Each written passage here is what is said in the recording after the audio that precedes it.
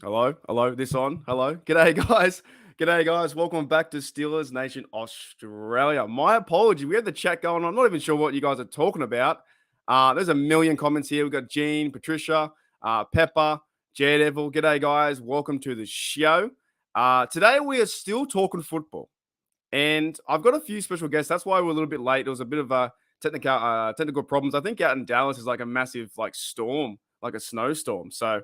G'day, Sean. What's going on? A few Holy Dooly members here too. So yeah, sorry about the apologies. I think we're about 20 minutes late, but it's all good. That's podcast form. But I'll crack into it. I got my good mates here. We're bringing Rob first. Hey, and should we even bring in Todd? It's his problem. Yeah, he in and out. You know what I mean? I don't know. Can we bring him in? Yeah, g'day. Yeah. No, I'm joking. G'day, Todd. What's going on, mate? Doing great, Mark. How about yourself? I'm doing fantastic. What's the go with your internet? Is that because of the snow? I don't know, man. I don't think so. He has an old computer and then a new phone. Yeah. Do you guys remember when I was a kid, we had dial-up, right? I had to ask my parents, excuse me, mum, dad, can I please go on the internet? No, I'm using the phone. Get off. You know what I mean? You remember those days? Yeah, you had I remember those days. Actually, no, I'm expecting a call at 2:38. Oh, but I want to go on to check the one website that's out there. Right. You know? Right. It was crazy times.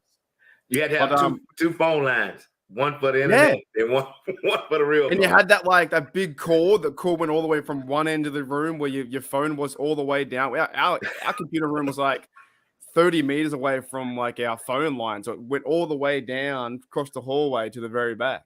Yeah. The dial-up days. And then when you clicked to the dial-up, it was the noise is oh, I'm going on the internet. And now it's now we can talk while I'm in Australia. You guys are based in Dallas. Right. Yeah. You guys are Steelers fans, and this is the reason why I brought you on, because we're still talking football. And I'll introduce you guys in a much better way. So basically, Rob and Todd do a podcast, like an audio podcast, right? And you might be transitioning to YouTube in the near future. Yeah. But you guys are doing YouTubers. Yeah, you guys are YouTubers. Are you famous? Yeah. You'll get there. I'm not famous. I always just say I'm just a bloke in my room. I'm just a bloke in my room talking Steelers, man. I just never leave this place. I'm just always stuck in here. Yeah. But yeah, you guys have a podcast called Still Talking, and you have a Still Talking website. So there should be links in the description, I think, in the comments below. If you guys want Pepper, Gene, Brian Brown, what's going on? If you want to check that out later, because I listen to it. Yeah, and it's a lot of fun. It's like a laid back. You guys have a different perspective being from Dallas, right? You know, and my first question is, how much do you hate the Cowboys? That's my first question. Very much. Yes, agreed. I have this saying, Mark. The ABCs, anybody but the Cowboys. Is that right? Yeah. Wow. So where does that come from? Because you live in Dallas, right? And everyone's a Dallas fan, and you guys must have loved this year. How did it feel this year, Todd? That the way they ended the game with Ezekiel blunder. Well, I'll throw credit to Stephen A. Smith over here in the States. He's got a show called First Take on ESPN, and he's my I would say he's my national reporter for hating the Cowboys. And so I can always count on him for a few good lines during the week leading up to a Cowboys game. And, you know, his thing is, his line is that basically just wait, just be patient, just sit back. The train wreck is coming. Just let it build up. And they never fail us. And so there is nothing around here like the Monday after a Cowboys loss. It's like being in a mausoleum. Does it just feel like a real dead air? Am I allowed to say anything? Are you okay? Is everyone all right? You feeling exactly. Okay? Yeah, it's literally like going to a funeral. Yeah, really? Yeah. Well, that happens every year, doesn't it? Because the cycle is they always get so hyped. You know, have you seen that meme, the off season meme? It's talking about playoffs. They get their hyped and they lose, and then it all starts again. It all just starts in one big circle. And the way they ended was, can you try and choose a different play? Like I know what they were trying to do Of course. by having no Yeah. center. You had the I think one side had 3 blockers, which they're never going to catch a football, but they were eligible, so they could run forward to make a screen. And the idea was to throw it too fast to the receiver, and then lateral back, and then have a big convoy of blockers. But it was the execution was awful. Like, it was just like, why do you only have one center being Ezekiel Elliott, who got trumped and ran over, and then the defender saw the receiver and tackled him straight up. Like, it was just like, bam. And I was like, game's over. Like, if I was a Cowboy fan, I would be furious. But you got to admit, Mark, I mean, the chances of any play working in that spot, I mean, it was infinitesimal. So, you're pretty much screwed at that point. You pretty much know the game's over. But what Rob and I get such a big kick out of here, whether it's friends or just people that we come across, even at the sports bar, they are optimistic to the nth degree. It doesn't matter what's really going on. They're beyond reality. They can't see past, they see past all the problems, and all they see is good times ahead. And that's why the fall is just so great. I think it's Jerry Jones, and we spoke about it before in your podcast, I think last month or whatever. I think Jerry Jones is the biggest problem. He's always seems to be on TV. If he could be on the sidelines, or if he could be the running back, he would be the running back. He seems to be that far in their pockets, and always hyping them up, and they're going to do this, going to do that, and then they seem to fall. But I've got some other news I want to talk about too before we get some more Steelers stuff. Sure. Rob, what are your thoughts on the Tom Brady situation? Did he really retire? It's his second time or third time retiring. Yeah, I think he really retired this time. You think so? Yeah. I think he had enough. I think this last year, I think he learned a lot about himself this last year. That I think he knows it's time for him. I think he knows he's lost a step or whatever quarterbacks lose. You know what I mean? Then if he wasn't ready, where is he going to go next? This point of his career, what type of offense he needs, or what type of team he needs that's going to get him to a Super Bowl. He's not thinking about playing and maybe getting to a Super Bowl. He needs to really be deep in the playoffs. Yeah. Well, there was talks he was going to go to the Niners, the Raiders. I won't really see it until I see it. Until I see him in the booth. And until it's like September, maybe October, when it's 4 weeks in, and he still hasn't signed with the team, then I'll believe it. Honestly, I really don't believe it, because in 2 months' time, he can come out and say, no, I've got the passion back, and here I am, and I'm going to go on a run. You just don't know with Tom Brady. So, but the thing is, Mark, look, his places to go are limited. One thing, he doesn't want to go back to the AFC side, because you got a gauntlet of good quarterbacks. Exactly. Good quarterbacks and good teams that I don't know if he'll be able to get over. The NFC side, I don't think he has very many options to have good teams to go deep in the playoffs. You know what I mean? So that's why I thought it was going to be Niners, because Niners are pretty stacked up, and then when they lost their quarterback, and then they had the third quarterback, Brock Purdy, they had the fourth one, Josh Johnson, then they used Christian McCaffrey. Yeah, but did you see their line in the playoffs? Purdy was their offensive line against the Eagles. Yeah. and they're getting ready. San Francisco's getting ready to lose a couple of linemen, so I think he was just. Hey, I'm tired of the rat race. Gene says New Orleans. What do you think about that, Todd? Would Brady go to New Orleans? I don't see that. No. I think Gene's a Saints fan. Is Gene a Saints fan? Nah, we got all Steelers guys here. Oh yeah. You know what? It's funny, because I've had a conversation with a guy overseas in Gettysburg, of all places, and he was a Ravens fan. And I asked him, I said, what's one team that you can't hate? And he went, the Saints. And I went, you're dead right. I don't hate the Saints either. They're a team that I've never hated. Do you guys hate the Saints, or dislike the Saints? Yeah. No. I know. I still can't. I can't find anyone. I can't find anyone in the world that dislikes the Saints. I really can't. Anyone I ask, and we were having a few sherbets, a few beers in the Gettysburg, some like random hotel. And I was like, he's like, yeah, you are right. And I was like, I know, right? No one hates the Saints. Well, I feel pity for him.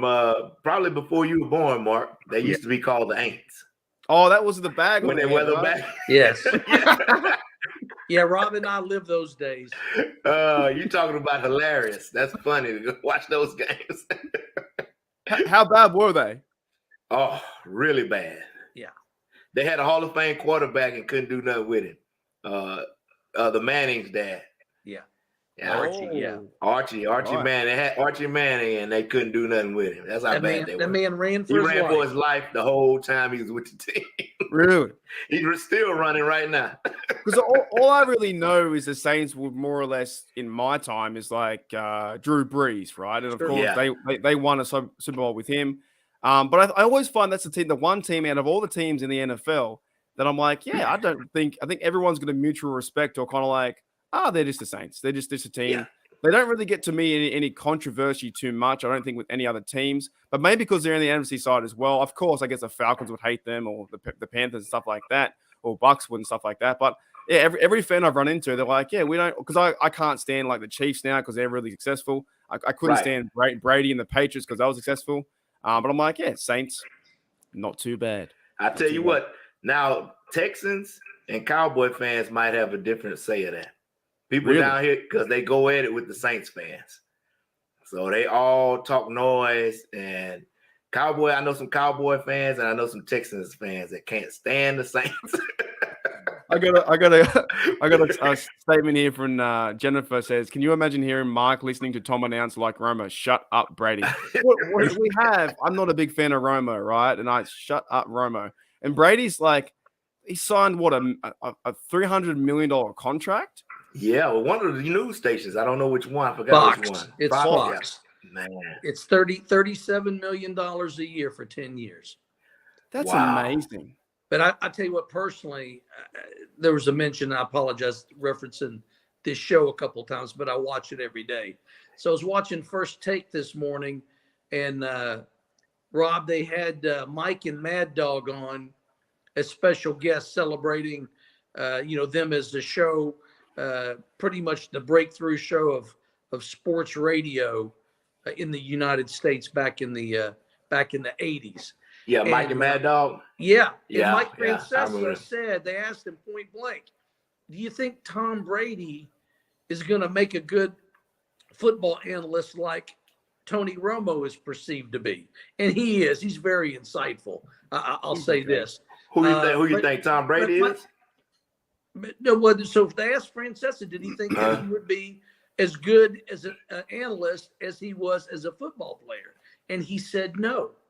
And he said it's not because he doesn't know what he's talking about, but he'll never be as passionate about that as he was playing football. Huh. Interesting. So just, being away from the game, you lose a little bit, of your passion, your enthusiasm. And then, obviously he's got a fairly laid back personality, again, other than when he's playing football. Excuse me. He's got a pretty laid back personality, and he just doesn't think that's gonna lend itself well to being on national TV. So be curious to see.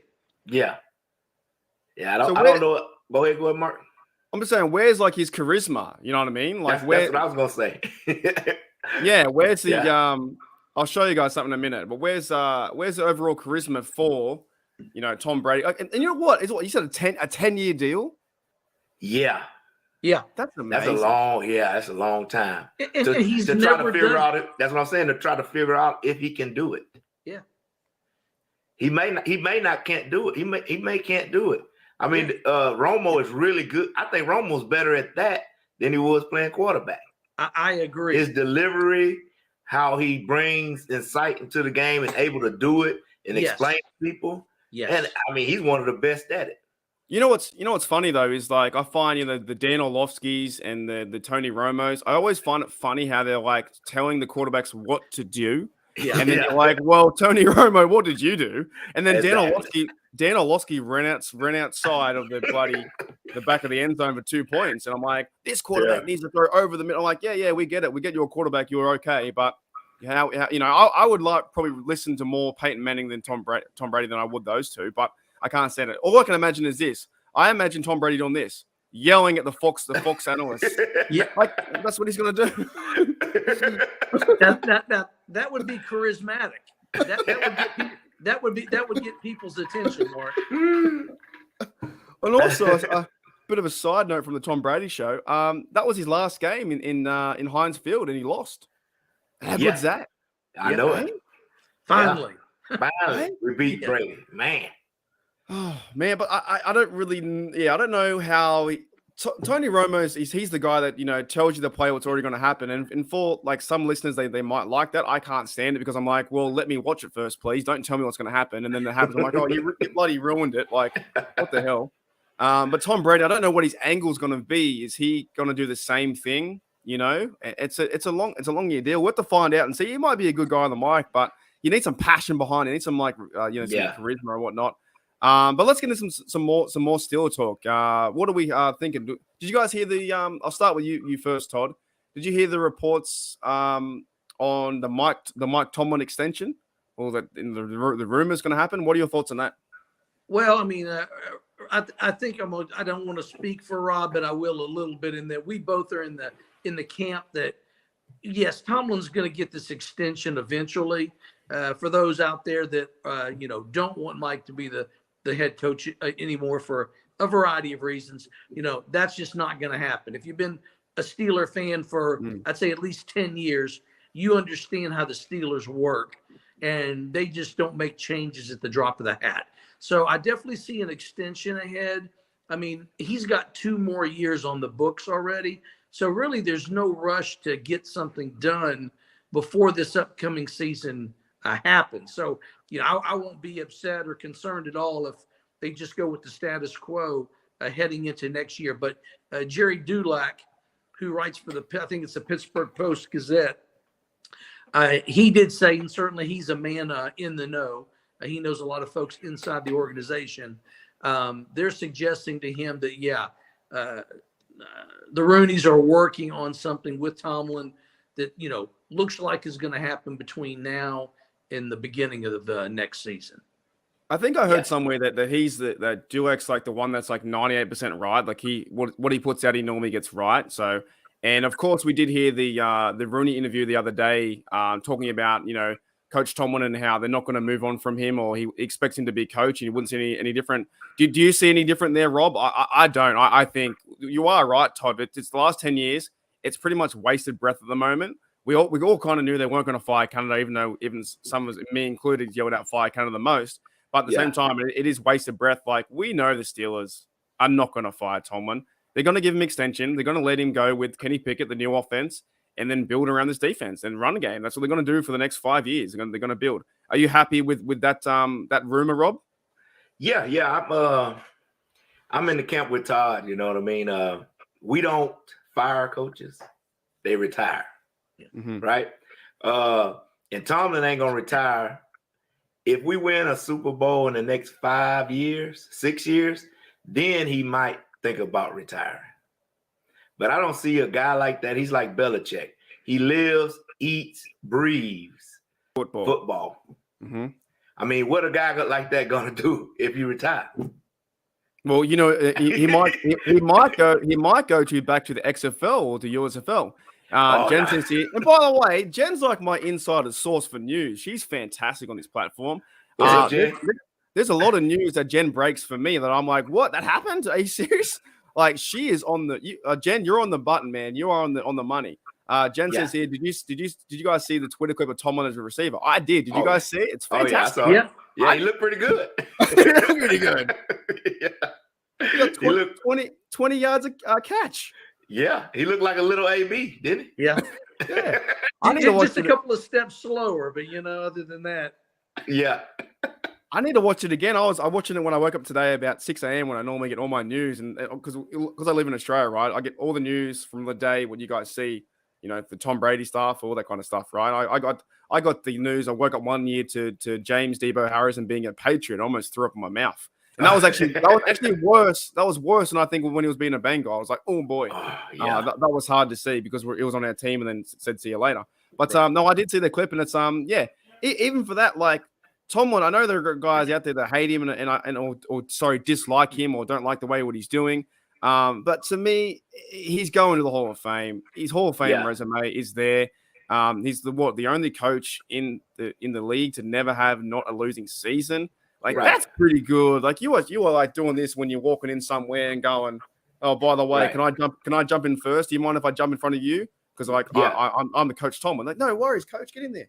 Like that's a lot of credibility for that. And no matter what we think of him, the Steelers are going to keep him for the next 5 years. And he's got a new team now. Everyone complaining about Ben's players. Yeah, it is now Tomlin's players. Right. This is what's interesting about that, Mark. We get to see him build a team, right? One of the criticisms of him is that he inherited a team. He inherited a Super Bowl team, which I kind of disagree with because they wasn't a Super Bowl team the year before he got the team. They didn't miss the playoffs. I do too. He inherited a Hall of Fame quarterback. So this time we get to see him develop a quarterback, develop a team kind of from scratch, right?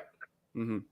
And we get to see how great of a coach he can be. Big time. Right? Yes. And so all the naysayers and all the ones that have something negative to say, just sit back, relax. Everything will be discovered, right? In the next few years, right? Well, I always come back to that idea about they were Coach Tomlin Coach Cowher's players. And I think back to reality and logic. What's he meant to do? Fire them all? Like, seriously, is he meant to go fire all 53 and start again?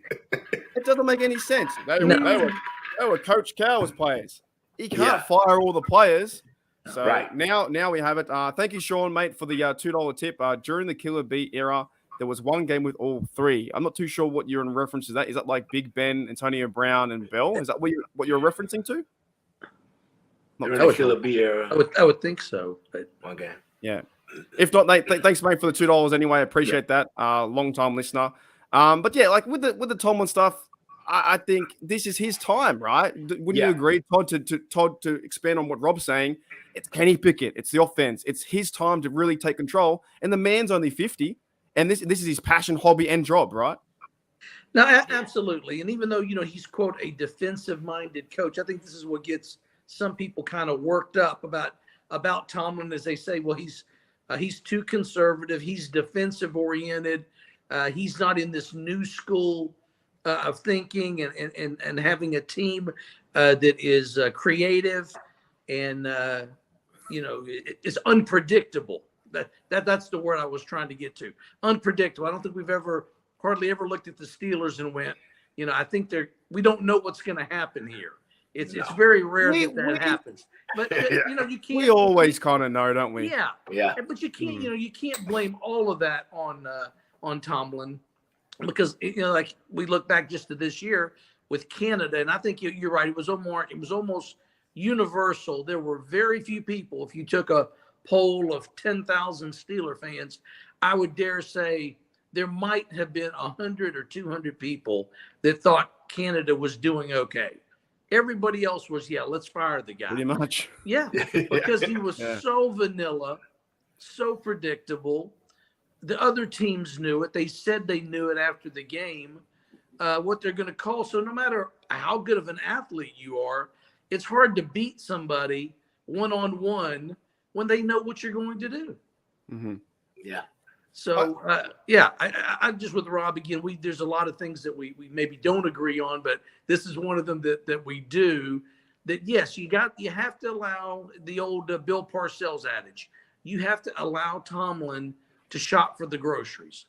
Now, he's not the main shopper per se, but he's about halfway there. I've always thought that's one of the things I've liked about the Steeler is this relationship between upper management and the head coach. In other organizations, it's very clear, delineated lines of this is your responsibility. This is my responsibility. The Steelers are not like that. They blend together in different areas. I guess the one thing is, like, we can always talk about, and I did put my hand up a few times saying fire Matt Canada. I am on the pro Tomlin train, but I think the one thing we can all agree on is like, right, we can't change it. Like, the Steelers are doing this the Steelers way for forever, and that's just the way it's going to be. And here's another thought. We got another. I'm going to call Jen our sideline reporter. Man, she is all over the news. She says, She said you heard Tomlin as a kid in the candy store at the Senior Bowl, drooling over the big linemen on both sides. What are your thoughts on that? Rob, for Tomlin getting involved in football? That should be a positive sign, right? That's right. In Rob's wheelhouse. Take it away, Rob. Oh man, that's Tomlin's. That's what he loves to do: scouting and watching players. I think he likes all aspects of football. Yeah. If you remember last year when we were looking for quarterbacks, right, Mark? Just kind of a side note. You remember how they were all googly-eyed over Willis? Yeah. You fooled me on this one. That's what we call. I think Tomlin shot us the okie doke. You ever heard that?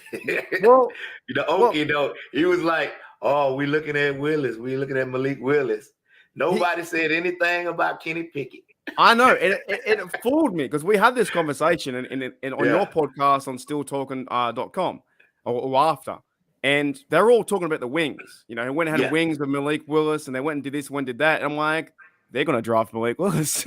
They're going to do it. He's having dinner with the guy, right? Right. And then no one thought about the hometown kid. No, I know. Some did, but I didn't. I had no idea. I was like, Franco Harris is going to announce Malik Willis. He went Kenny. I went, oh my goodness. Yeah. And then we look at the quarterback difference this year. They tried playing Malik Willis, did nothing, and Kenny Pickett went game by game got better and better and better. Right. You know, so it's probably the right guy. And of course, Kenny Pickett at Pittsburgh was in that one building, and on the other side was Mike Tomlin. So he would have been talking to the guy for the last 5 years, you know? Right. So, but with Mike Tomlin, he just likes to have his boots on the ground, man. He's a player's coach. Yeah. If you always see him, he's in the locker room with the players after the game doing videos. You know what I mean? He does the you see him come over because Marcus Allen will start the dancing, and then Tomlin's in there too, you know? And as much as I give Marcus Allen flack, I see Tomlin do it. Like, I still like the clip. I've got the clip somewhere. I like that clip. There was another one I had. I don't know where it is. That song. Oh, here it is. Yeah. Listen to this. This is another one I have for my outro. I'm not going anywhere, but I love this one. This is my outro. Coach Tomlin, let's go for the win, man. He's working. I'm working. I'm even working. That fan came out of nowhere. Hey, Coach Tomlin, go for the win, man. Man, I'm fucking working. Yeah.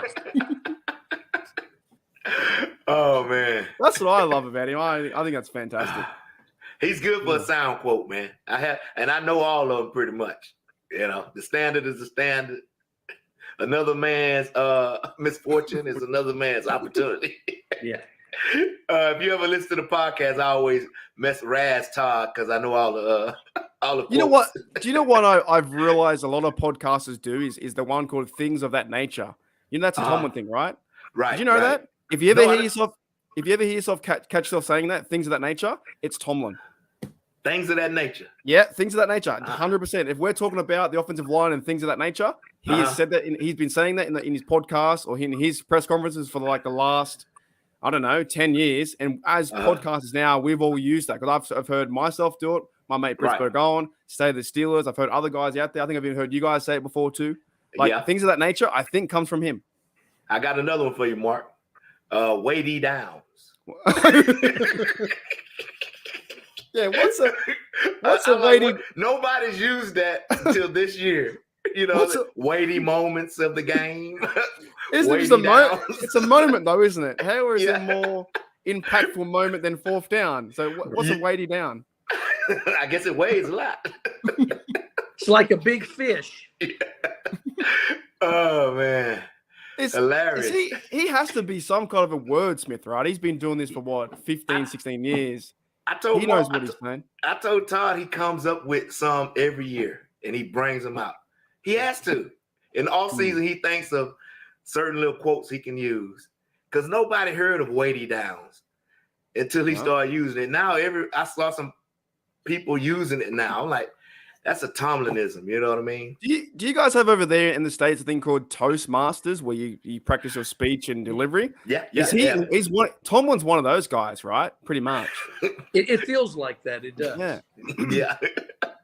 Where he's like orchestrating a conversation and almost confusing, or I like the way when he shuts up reporters. When they talked about that college job, he said, "Never say never, but never." But never. Oh man, it's funny. All right, let's get into some football talk then, some other talk too. Okay. What are your thoughts? We'll talk about some of the seasons, maybe some other stuff coming up. What are your thoughts about? We'll talk about some free agent. What are your thoughts about Rob? Some free agent stuff. What are some free agents we need to keep? That we need to keep? Yeah. Oh, definitely. Cam Sutton. Yep. Great. Terrell Edmonds. Mm-hmm. Miles Jack. I can kind of go either way on that. Why is that? Let's discover that. Why do you think 50-50 on Miles Jack? It's money. Money-wise, I don't think his money is equaling his production for this year. Well, it didn't equal it last year to get the money this year that he's owed. Now, if he take a pay cut, I would bring him back. Right. We have a lot of free agents. Let's see. Who He else, was the leading. I want KZ back. If we can keep those safeties in, then we can focus on some other things. What about you, Todd? I'm pretty much in agreement with you, Rob. I think there's a big difference between some of our free agents, unrestricted free agents, and then guys towards the bottom. Right. To me, it's definitely it's Sutton, it's Larry Okunjobi, and TE. To me, those are the main three, and then you got that next tier down with guys like with KZ. To me, KZ would be a luxury. I think he can find a better deal somewhere else. I think the Steelers will make more of an effort since he's their guy originally. Somebody had suggested in an article on Steeler Depot, give them credit. One of their writers was going over the free agents and what he thought the Steelers would offer them. And on TE, the guy was saying he'll probably sign like a 2-year deal for about $8 to $9 million. I can deal with that. Yeah, $4 million, $5 million a year, where some other team might offer the guy $6 million. You know how it is, Rob. I mean, the Steelers, they want to keep their players, but there's still a boundary there of where you're willing to go. And I think that's what maybe gets some Steeler fans upset or can't accept the fact that the Steelers just refuse to pay players above a certain amount of money, even if they know they deserve it. They just pinch the penny where they can to keep that cap number, as close to that boundary limit as possible. And I would say there are very few organizations in the league that can squeeze production and pay like the Steelers can. Yeah. It's going to be interesting to see with Omar Khan and Andy Weddle taking over now. One thing I like about what Omar Khan does, he gets the contracts done fast. That is true. No longer waiting till the end of training camp before the first game to get a big contract done. Let's get the guy in camp, get him practice up so he'll be ready for the first game. Right. Unlike the way things used to be. And that part of the Steelers' way of doing things haven't changed. Once that first ball is snapped, that's it.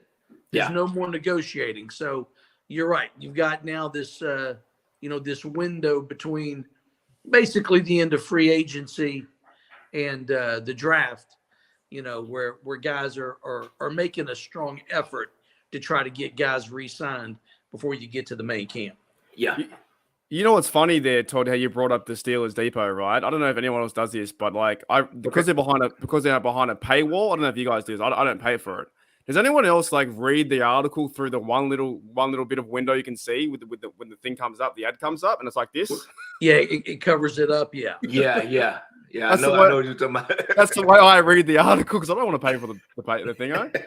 So they do some good articles too, but every time I click on, I'm like, oh no, the ad comes up. You got like 10 seconds to read it, and then it goes like this. Then you got to read like line by line. Right. Yeah. It's really hard to do.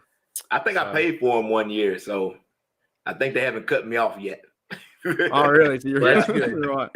No, I probably should get it. Well, there's a lot of information out there. I'm just kind of sick of all of this. Some of the rumors, because we're now in rumor town, right? There's so many rumors, and I know you got to play to a certain degree, but they're just rumors, out the yin yang about everything, right? So yeah, I don't know. What else is in the news though? So we've covered Mike Tomlin, Matt Canada stuff, free agent talk. Is there any other Todd? Is there any free agents that you think the Steelers will keep, but you don't want them to keep? Oh, wow. Okay, in the not keep category. Oh yeah, you got the right guy for that, Mark. Yeah, I'm gonna. So let's start. I got a little to get the paper and pad out here. List. So I can, oh boy. Yeah, so I can remind myself. So look, Tyson Alualu, he's going to retire. He's gone, right? Sure. Yes. Yeah. And it's the old. You got to know when your time's up, and for a guy like that, as many years as he's been in the league, the body just can't hold up anymore. I told Rob at the end of the season, that is the one area that I'm most concerned about heading into the offseason is the defensive line. Because I could see a scenario where Tyson Alualu retires. We cannot compete with other teams on the Larry O sweepstakes because, granted, his numbers were not what they were the previous year. So I don't think, Rob, he's going to get that kind of money. It's possible somebody might, but he didn't have the sack total that he had the year before. But right. I could see a scenario where we lose the Larry O sweepstakes. And then, you've got Wormley that just had a torn ACL, I think the next to last game of the season. So, I mean, he's going to, when you're 6'3" and 305 pounds, you're not going to just be healed up there in a few months. So I think it's going to be a push getting him, if they choose to re-sign him. I think he might be gone. I think he's gone with that injury. I think they'll get someone younger. He doesn't seem like a guy that the Steelers are going to invest in time because he's getting older. That's my thought. Yeah. I think they'll get someone else. Well, I could see them coming back to him, Mark. This would be a typical Steeler move, like they did with Terrell Edmonds last year. You wait and you wait and you wait. And you tell the guy, hey, man, go out, see what's out there. You don't hear anything, come back to us. And that's what they did with Terrell Edmonds. I could see that happening with a guy like Chris Wormley, who's damaged goods, unfortunately. Him not really getting much of a bite out there, and him circling back in the Steelers, doing let's say a 2-year, $5 to $6 million deal. But because nothing really excites me about Wormley's play. He plays okay. Well, just a guide, isn't he, really? He is, but I mean, he does his job well. Yeah, he's not the guy that's going to get a big push and get sacks. He's not that kind of a tackle, but he's really good in run support. Right. And holding the line, and he's a support piece. Yeah, he's not dynamic, like Cam Hayward is. But you got to have guys like him and some of the other guys that they've drafted, like Marvin Leal, Isaiah Loudermilk. Those guys have not emerged out of the shadow yet. They might here at some point. But I think the Steelers are good with having like one superstar on the line and then just having good support pieces in place. Yeah. It's hard to find, speaking on Wormley, it's hard to find guys with that body type. If you know anything about our defense, the 3-4, our ends, which are really tackles, they like them to be big, long arms. And what they used to like, they still like them like that. 6'5", 300-some pounds, long arms to take up space and let the linebackers run. Wormley is in that kind of vein. It's hard to find guys like that. So I think I can see Wormley coming back too, Todd. Yeah. What about guys like Marcus Allen, who's injured too, and he always seems to make the team? You think he's going to make the team? Yeah, he's a glue guy. I think he'll make the team. I think Tomlin likes him, and he's that's the thing I think as well. Even though I don't think he does much on the actual defense, but he always seems to make the team. He's a special team, but kind of like Benny Snell football, Absolutely. Well, you know what's funny about me and Owen done plenty of shows on the Steelers Syndicate, right? And we have found that in Marcus Allen's stats, he has no splash plays. Like he has literally none in 4 years. No pass defenses, no sacks, no fumbles, nothing like that. I think he has one tackle for a loss. That's it. He has nothing. He has nothing at all. Like there's just tackle. That's it. Yeah, he plays strictly on special teams.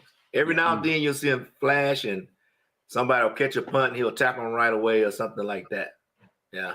I got a feeling, though. I kind of got a feeling that he might be gone, to be honest. I think they might go the linebackers with Jack, Spillane, Robinson, and maybe just another guy in draft, or they might get someone else in that position. I got a feeling that because he's injured too, he might be out the door. I don't know if they're going to give him a deal or two. I don't know what's going to happen with Marcus Allen, right? I think he's on the like, I don't know what other teams would even pick him up, to be honest, to be a second linebacker. Like, you never see him play defense. He's only a teamer. Surely they can get guys in the draft or some other guys to play teams than Marcus Allen. It's an art playing special teams. Now, I'm going to defer to Rob, Mark, because you and I, we didn't play football. I didn't play football beyond 8th grade. Rob obviously did, and he can tell you how important. I mean, watching the game, when you punt the ball or you kick the ball off, obviously, you don't want the guy to advance the ball too far. That's what most people think of special teams. It's like, don't let him run it back too far. But there's a lot more nuance related to that to get guys in the position to keep that from happening. Yeah. And special teams is all about repetition, doing it over and over and over again. So I'll let Rob piggyback off of that, but the Steelers, again, are one of those teams, special teams. It might not seem like it when they have a bad game, but the Steelers really do take special teams very seriously. They do with guys like Boykin too, and Killer Brew and that kind of stuff. I just feel like that maybe you could get someone to do Marcus Allen's job and play defense, because I just don't see any positive signs him on defense. And I think this might be the time. Like, he's a free agent. I don't know if they're going to, but at the same time, the Steelers do what they normally do. They do like Allen. They do like Spillane. They like those guys. And my voice means nothing, right?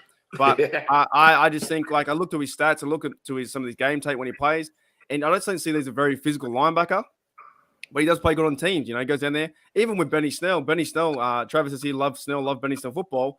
Every Steeler fan 2 years ago was ragging on Snell, and then this year he turned it up and had a pretty good season. He ran the ball effectively when he came in, and he played good on teams. But for a moment there, he was getting paid. Him and Derek Watt weren't used on offense, and they're getting paid millions of dollars to make one tackle a game. Yeah, we all complain about that, Mark. I think Derek Watt is that one. The term I can't think of, but basically like the missing kid. No offense, it's a serious thing, but like putting a child on a missing kid's report and stapling it to a telephone pole like they used to in the day, or a missing dog. Well, that's how guys that play special teams or play very sporadically, either on the offensive or defensive side of the ball, that's kind of what they're like. We're like, where are they? Why are they not using them? They use them this year, though. Been going on forever. They use Watt this year finally in certain downs. They got him a touchdown. They got him actually two touchdowns. I think one from Claypool, by the way, and I think the run in, and his first down percentage was much more higher. They use him in sneaks, that kind of stuff. Like that, I find that valuable now using that. But sometimes you go back to it, you're paying these guys all this money to make. You look at the team's tackles, and I understand the repetition part. They're not always making the tackles. I get that as a core, they're doing that. But then you look at the stats and go, Benny Snell, 5 tackles, and he gets this much money for the year. You're like, why aren't they using something? Like, why can't you find someone else? I don't know. Yeah. The thing is, you got to have backups.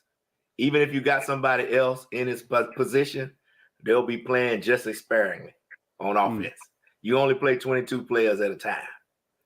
And you're not going to take out Najee or Jalen to play Benny Snell most of the time. You see what I'm saying? And you got to have special teamers, because you don't want your too many starters playing on special teams. Right. So it comes into play. You got to have some special teamers. You got to pay them. The veteran minimum is what? $1.7 million, $1.5 million? Yeah, something like that. That's pretty nice for about 5 plays a game, huh? I got a question here, so we can transition from the team talk and the old Danny Smith. We all know Danny Smith right now is chewing his gum. That guy hadn't stopped chewing gum since 1989. Yeah. You know what? How long do you think Danny Smith's been on the roster? He's only been there since like 2011, something like that. Yeah, he's been there quite a bit. Todd been trying to get rid of him for the longest. What's that? Now, Rob, come on, man. Yeah. Not this year per se, but yes, in years past when I felt like special teams was below the standard, that's what you got to do, man. When the head of the group is not, when the group's not performing well, who's the first person you look to? Well, the person that oversees that group. Statistically speaking, if you look at his entire career with the Steelers, the numbers are probably pretty good, maybe slightly above average. But I remember when he came in, he has been around the league. Talking about being a lifer, that guy's a lifer. I think he's been in the league at least 30, 35 years. That's what I'm saying, because like with Danny Smith, he's only been with the Steelers since 2013, but it feels like he's been with the organization for 40 years. He really does. He looks like that guy that's been there for 40 years, but he's only been there 9 years. Yeah. Oh, mercy. Oh man, I got another question too for you guys. We're gonna round this up shortly. And if you guys have any questions for us or any guys in the chat have some questions for Rob and Todd, please shoot them away. There was a question before about who do you guys think is going to be the 17th pick? I'll try and find that. Oh wow, that's tough. Go ahead, Todd. I'll let you go. Well, here's what I would say. If it was me and you get to 17, the principal thing when it comes to drafting, people have two ways of looking at it. It's either picking, quote, the best player available without, quote, drafting by need. So that's the first thing you got to look at is, am I going to draft by need or am I going to draft best person available? I tend to look at, I wouldn't do this all the time, but right now I'm thinking need as opposed to best player available. So I'm looking at a tackle. It doesn't have to necessarily be a left tackle, but certainly a flexible tackle, maybe a guy that can play both sides. Maybe he's even played some guard. So there are 3 tackles right now that kind of stand out or have been graded as first-round guys. You got Peter Skoronski out of Northwestern. I knew I was going to forget these names. The young man, Broderick Jones out of Georgia, and Paris Johnson Jr., I think, out of Ohio State. For the most part, those 3 guys are seen as the top. I personally don't think any of those guys are going to be available at 17, but if one of them were, that's who I would draft in that spot. Who'd you say? Skoronski. That sounds like that's a Steeler name. Yeah. Skoronski. Yeah, I'd get that guy. I'd get that guy's jersey in a heartbeat. Skoronski. Yeah, he's out of Northwestern University. He's very solid but unspectacular. He's not a guy that's going to run around pancaking and trucking guys left and right. He's average size, about 6'4", 310, average size arms, but his technique is unbelievable. Very clean. I think he only allowed like 2 or 3 pressures the entire season. He didn't allow 1 sack the entire year. So he's kind of seen as the number 1 guy. And then you get into your beefier guys with Paris Johnson and Broderick Jones. These guys are pushing 6'6", 325, and definitely have the ability to get out in space, going downfield and taking guys out. I feel strongly that our current left tackle, Dan Moore, is good, but he's not good enough. And I'd have told Rob before them shoving him into that starting lineup as a rookie. I understand sports isn't always fair, but to me, that was a really big disservice to put that kid in that spot. I think he held up pretty well. Actually, I think he did better his rookie year than he did this past year. So I think we need to get a guy with a little bit more pedigree to fill that spot, and maybe even take that guy and move him inside to guard. Who is that? Who are you talking about? Dan Moore. Dan Moore. Yeah. I could see Dan Moore playing guard. Okay. That's my opinion. You know what they should do? There should be a player out there, or the college guys should create a podcast and draft us. Imagine if they drafted us. That guy from Steeler Nation Australia has got long arms. He's about 180. He's got a real annoying voice, though. I can't understand his accent. I don't know what he's saying. If he's on the draft board, I'm taking about 24. Like, imagine if you read a report of yourself going, "Oh man, I've got what the hell." Oh, that's funny. That's a good perspective, Mark. So now you can understand those guys feel like they're in a meat market every day. Pretty much, it's what we do on every single podcast, really, around the internet. We always talk about the name. This guy, it does feel like we are playing a real life Madden. So it would be funny for them to do it against us and say, you know what, I can't stand. I wouldn't draft Mark because he's got this thing's always tired. I can't stand his background. His same shirt, the same as Color's background. Why would you get him? He's too high at 20. Why are you getting him at 20? He's a third round pick. Yeah, I'm creating a podcast. He's a third rounder. Oh man, I think it'd be funny. Yeah, funny. Man. What about you, Rob? What do you think about the 17th pick overall? 17th pick. I think we're gonna do like we always do. We set the draft up where we don't have to select for position of need. We're gonna bring in probably and fill in the gaps with free agency. That way, when we get to the draft, you don't have to specifically go like we have to go for linebacker because all of them left or something like that. I see the draft be coming down to 3 positions at that number 17 spot. One is tackle, second is cornerback, and the third is D-line. Whatever the best available player out of those 3 positions, I think that's who we'll pick. We have a lot of people pointing to Joey Porter Jr., I guess because, Joey Porter, son, good cornerback. They got a lot of good cornerbacks coming out in this draft for the first round. So if a couple of them fall, I can see us going cornerback in the first round, which scares me because we don't usually draft cornerbacks that well. But with it being a new regime, I'll have a little bit more confidence to see what they can bring. You know what we could do? We draft receivers pretty well. Can we just go and draft a receiver and then convert him into a cornerback? Maybe that might work. We seem to get a lot of good receivers, and then every year we're like, and then just move them right over the cornerback. They can run the same. It's pretty much the same route, but the opposite, right? Right. That can work. I wonder if they ever thought about doing that because I'm sure they would be a much better catcher. I don't know if they want to do that or not. No, Mark, that's actually becoming pretty popular. There's several guys that have been drafted the last few years that when they first came to their schools to play, they were wide receivers. Right. And they were converted to cornerbacks. One of them is that kid that's had a banged up rookie year for Seattle, Tariq Woolen. Yeah. Oh, That guy played receiver in high school. Right. And when he came, he's got unbelievable speed. Yeah. And they're at UTSA, University of Texas at San Antonio. The staff worked with him and got him converted over, not at the same level. Just look at our guy, Mark Robinson, that we drafted in the 7th round. That guy was a running back coming out of high school, was a running back at Ole Miss early on when he came in, and they saw something there. They moved him to the other side of the ball, and now he's off the ball linebacker. So, there are instances of that happening, but, certainly when you get to this, you're at this level already. Kind of hard. They don't show. They used to do that to quarterbacks back in the day. Okay. Athletic quarterbacks that you see now, they would transition them over to like DB, wide receiver. You remember Slash? Slash did everything, right?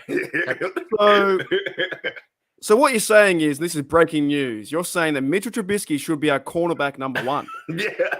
Is that what you're saying? Mitch can't throw, but he can probably catch a pass and be a cornerback, surely. Maybe a slot corner. I don't know about an outside corner, but maybe in the slot. They should do that. Like they should obviously you can't play quarterback and put him as corner. Imagine seeing Mitchell Trubisky playing defensive line like D tackle. That'd be hilarious. Put me out there, I'd get smoked in a heartbeat. Yeah, that would be a very short experiment. Right. Hey, Mark, I got a question for you. Yep. On the speaking of quarterbacks, do you see Mitch Trubisky or Rudolph coming back? No, I actually see both leaving. I think I know there's the Steelers organization and the Rooney and Art Rooney talked about bringing him back, or they said that Trubisky will be around, but I think it's more of another smokescreen. I think they're gonna let him move on and probably find a team to go be a starter. I think that's probably going to be the progression. That's probably another like a few months away of that happening. If he does come back, he's got to be a backup. Does he want to be a backup? I don't think so. Yeah. Rudolph, I think, wants to go out there. He's a free agent and do whatever he wants to do. He's going to go find another team to be backup or to be a starter. I think Rudolph is gone for sure. Trubisky, they're saying we want him as backup, but they might cut his contract or trade him. I don't know what they're going to do. But I could see that the Steelers go and get a veteran quarterback that's new to us, maybe someone they like. Maybe it is an ex-player like Dobbs or someone like that. I would like seeing Brissett coming over. I think Brissett's a fantastic quarterback as backup. I think they got done over in the Browns. I think he'd be cool to come over. He would know his role to be backup only.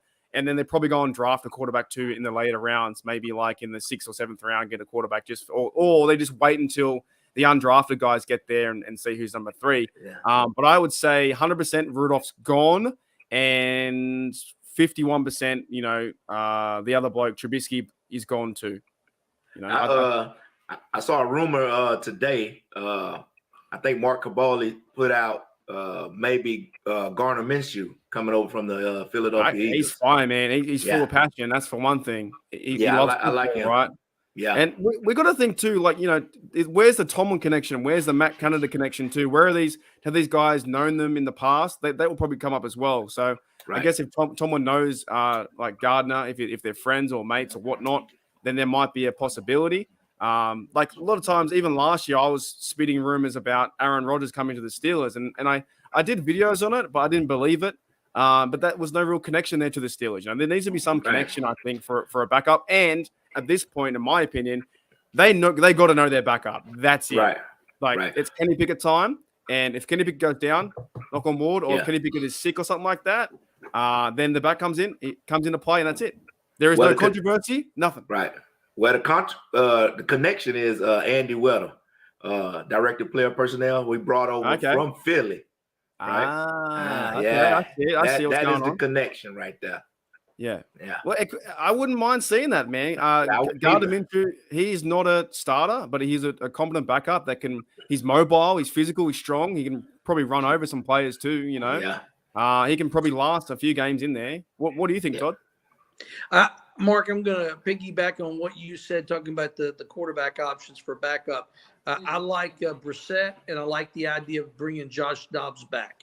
I like that too. If they can make the money work out and get those guys in, short term, whether it's a 1-year deal or a 2-year deal, I think that would be great. I could envision either one of those guys as a backup next year. Like Robin mentioned, when the Steelers open up camp, they always got to have 4 quarterbacks. Now, I hope we don't make the same mistake that we did last year in wasting that 7th round pick on Chris Oladokun out of North Dakota State. The guy didn't even see any snaps in camp. And then, of course, they let him go when it came time for the 53-man roster. We couldn't even get him onto the practice squad. Kansas City picked him up. So it was a wasted 7th round pick. I would much rather wait until after the draft is complete and grab a quarterback that way. I'm not going to waste a 7th round pick on a quarterback that has very little chance of making the roster. Have you seen the way that Chris Oladukun's celebrating that he won the Super Bowl, or that he's made it? Like I get that he's on the team, but he's on the practice squad and he's like putting out Instagram for nothing against him. I thought sort of funny. Like on his Instagram, because some reason I follow him, right? Got him celebrating or cheering on that he made the Super Bowl. I'm like, you didn't do anything. What did you do? Nothing. He held the clipboard. Yeah. Yeah, he's like, oh, we made it. We're gonna do this. I'm like, who's the we? You know what? You know what he's happy about? You know what he's happy about? If he's on the 53-man roster, he gets a nice. He's not. No. What? Oh well, I don't know if the practice squad guys get a nice fat check for every playoff game. Yeah, every playoff game you go up, that check gets bigger. Would that he Super get Bowl check is big too. Would he get a Super Bowl ring though if he wins on the practice squad? Yep. Yes, absolutely. Everybody in the organization gets a ring. Really? Even like the water boy. Yeah. You got your Steeler ring? Huh? I say, do you have your Steeler ring? I wish if I worked for I would hold a towel for Kenny Pickett just to sit on the sound lines. But here, mate, here's your towel. Yeah. I kind of wish I was that guy that yelled out, "Hey, Mike Tomlin!" Like I wouldn't mind being yelled at by Tomlin. I'm fucking working. Like, I think it's great. All right, we're getting along in the tooth, guys. Let's run it down. If anything else, any guys want to plug anything? You want to plug your show? What's Still Talking, Rob? Yeah. StillTalking.com podcast. You can go to StillTalking.com and get to the podcast that way, or any other places that you listen to podcasts. Spotify, Apple Podcasts, any of the major podcasts and sites. So listen to us. Like I said, we're gonna be doing some video stuff here pretty soon, the end of the month. It's gonna be Still Talking on YouTube. So look out for us, and maybe Mark can plug us a little bit when we get started on the YouTube side. Big time. That's why I brought you on. You know, Right. You're gonna be famous. Famous. Yeah. You're good fellas. I really enjoy the podcast. I listened to the videos, the Spotify, whatever I do when I'm editing. It's just that real laid back stuff. I like that stuff. Like the laid back. There's a bit of humor between you guys. You guys love your team. Going back and forth. I did hear you talk about the weighty downs the other day. that segment went for about 20 minutes. Yeah. You're like, what? You're like, what are weighty downs? What? If there's a down, there's a first down, fourth down. Is the fifth down a weighty down? I don't know. Anything you want to say? Anything you want to say there too as well, Todd? No, Mark. Just thanks for having us on and enjoying what you're doing as well. Yeah. And it's good that see, because you know that it's going on, but until you actually see it, you're not quite sure that Steeler Nation reaches all the way around the globe. And so I think it really is cool that no matter where you are in the world, there are people like-minded like you that have something that they're passionate about. And so just glad to be part of Steeler Nation. Yeah. Big time. Well, that's one of the reasons why I made my Facebook page in 2017, because I was sick of my family and friends were sick of it. I'm like, just please leave me alone. Stop talking to me about Big Ben and Jerome Bettis and all these guys, Willie Parker and all these guys. And they're just like, leave me alone. I don't care about the football. Leave me alone. And then during the pandemic stuff, around the time I lost my job with travel agent stuff, I had a conversation with a girl at a party.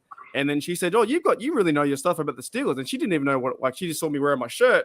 And then she was like, "You should do a podcast." I'm like, "I can't do a podcast."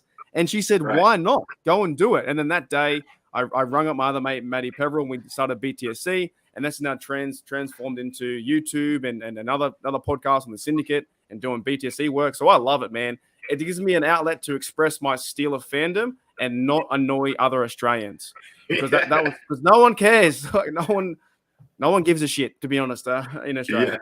Like maybe like 5% of Australia actually follow the NFL, and then half of them actually know what's going on. The other half are just like they're wearing Eagles beanies and Giants pants while wearing a Dolphin jersey. You're like, who do you support? Yeah. Like, what team do you support? You can't support all three. I once knew a bloke that supported the Chiefs and Chargers, and I was like, choose one. Choose one. Yeah, but I like them both, Mark. You can't do that. I've run into people that told me, I would love to see the Steelers versus Ravens in the Super Bowl. It can't happen. Right. It doesn't happen. Like, Put it in terms I understand, Mark. So if you were talking about Australian rules football, and you take the two teams that hate each other the most and wear a jersey from one of them and wear a cap from the other one, they would think you were nuts. Yeah, but even then, you still say they're still mental. Like, that's why I've always said I will never go to a football game in Australia in Sydney, because I'll be surrounded by 50,000 of them. Now, there'll be like maybe 10,000 that actually know the game and get it, and they understand all the rules. The other 40,000 will be like, "What's a fourth down? What are these weighty downs? What's a weighty down?" You know what I mean? I'll be like, I can't handle it. And the worst one I hear is, when do we get the ball? And you're like, what do you mean, when do we get the ball? Is it our turn yet? And you're like, why all the flags? Why all this? And you're like, I can't handle it. So I'm not going to be surrounded by 50,000 of them. I'd rather go to Pittsburgh. Yeah. Right. Yeah. And I'm with you about that.